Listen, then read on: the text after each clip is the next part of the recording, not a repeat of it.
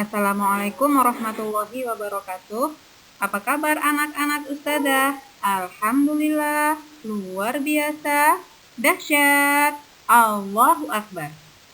Nah, sekarang kita kembali belajar tematik bersama dengan Ustazah Irma.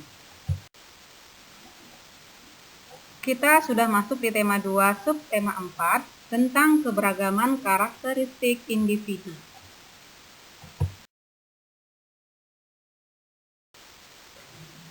Nilai karakter alfitian yang ingin kita capai: 1. Membiasakan diri membantu orang yang terkena musibah. Dan yang kedua, belajar dan berlatih bersikap tawadhu dan menghormati orang lain. Tujuan pembelajaran kita hari ini: 1. Dengan mendengarkan penjelasan guru, anak-anak ustazah dapat menyebutkan keberagaman sifat individu dalam kehidupan sehari-hari di sekolah sebagai wujud pengamalan sila Pancasila yang dilambangkan dalam Garuda Pancasila. Dan yang kedua, dengan mengamati sifat-sifat dari teman sekelas. Dalam hal ini, kalian boleh mengamati teman-teman di sekitar rumah ya. Nah, kalian dapat memperagakan beberapa sifat individu dalam kehidupan sehari-hari di sekolah atau di rumah sebagai wujud pengamalan sila Pancasila. Anak-anak, seperti kita ketahui, Indonesia adalah negara yang kaya. Indonesia bukan hanya kaya akan sumber daya alam, tapi juga kaya akan keragaman, ragam budaya, suku, ras, dan juga agama.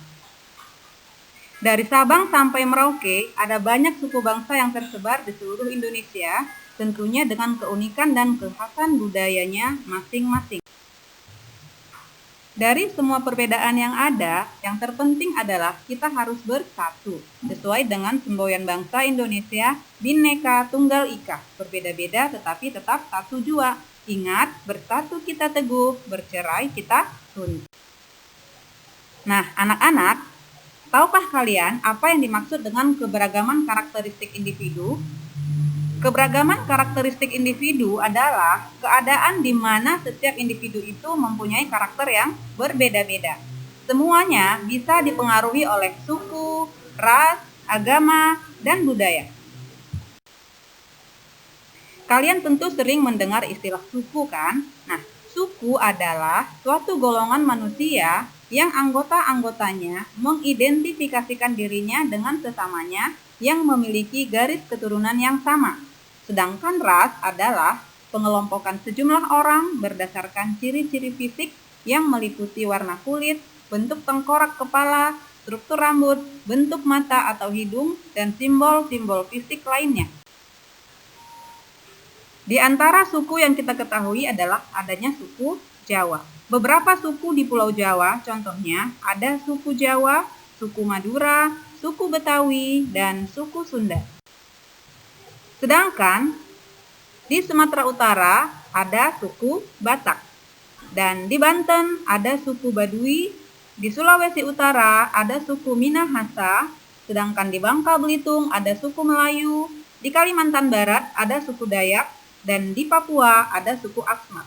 Ini hanya contoh saja dari sekian banyak suku-suku yang ada di Indonesia. Nanti anak-anak ustazah boleh mencari lagi ya, atau tanyakan kepada ayah, ibu di rumah. Sedangkan agama di Indonesia yang diakui secara resmi diantaranya adalah ada agama Islam dengan kitabnya Al-Quran dan rumah beribadahnya disebut dengan masjid. Sedangkan agama Protestan memiliki Alkitab dan tempat beribadahnya dinamakan dengan gereja. Sedangkan agama Katolik sama dengan kitab Alkitab dan tempat beribadahnya juga gereja. Sedangkan agama Hindu memiliki kitab Weda dan tempat beribadahnya dinamakan pura.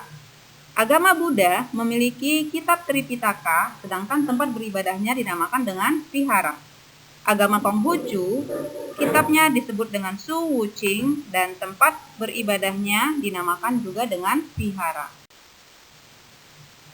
Keberagaman mengajarkan kita untuk saling menghargai dan menghormati satu sama lain.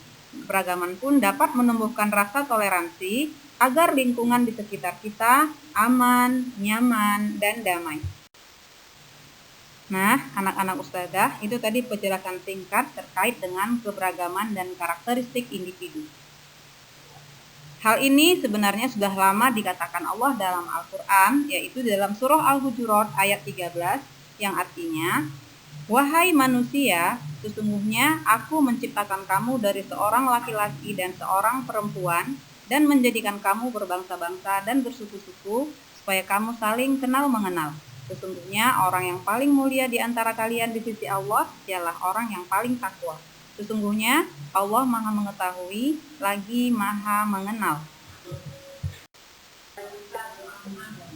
Baik, anak-anak ustazah, itu tadi penjelasan singkat tentang keberagaman karakteristik individu. Ustazah minta kalian bisa membacanya lagi lebih lengkap di dalam buku. Sampai di sini yang dapat ustazah sampaikan. Kita akhiri dengan hamdalah, alhamdulillahirabbil alamin, dan doa kafaratul majelis. Subhanakallahumma wa bihamdika asyhadu an la ilaha illa anta astaghfiruka wa atubu ilaik. Assalamualaikum warahmatullahi wabarakatuh.